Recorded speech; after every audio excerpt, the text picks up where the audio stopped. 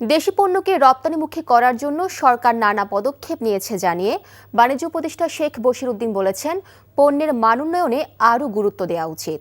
রাজধানীর পূর্বাঞ্চলে Bangladesh China friendship exhibition সেন্টারে ৩০তম আন্তর্জাতিক বাণিজ্য মেলা উদ্বোধন অনুষ্ঠানে এ কথা বলেন তিনি। পণ্যের গুণগত মান ঠিক রেখে ব্যবসায়ীরা ক্রেতাদের সন্তুষ্ট করবে বলে আশা উপদেষ্টার। উদ্যোক্তাদের আহ্বান জানান, বৈচিত্র্যময়, সাশ্রয়ী ও জনবান্ধব পণ্য উৎপাদনে বিশেষ মনোযোগ দেওয়ার। বাণিজ্য মেলা উদ্বোধন শেষে তিনি স্টল ঘুরে দেখেন। মেলায় ৩০০-র বেশি প্রতিষ্ঠান স্টল নিয়েছে। বাংলাদেশ ছাড়াও ৬ দেশের ১২টি প্রতিষ্ঠান অংশ নিচ্ছে এবারের মেলায়। পরিবেশ রক্ষার স্বার্থে বাণিজ্য মেলায় পলিথিন ব্যাগের ব্যবহার নিষিদ্ধ করা হয়েছে। ক্রেতা দর্শনার্থীদের মেলায় যাতায়াতের জন্য রাখা হয়েছে বিআরটিসির বিশেষ বাসের ব্যবস্থা। মূল্যবান ও দিক নির্দেশনামূলক ভাষণ প্রদান। মেলার মাধ্যমে বাংলাদেশের ব্র্যান্ড ইমেজ শক্তিশালী হয় এবং দেশের সম্পর্কে ইতিবাচক ধারণা তৈরি হয়।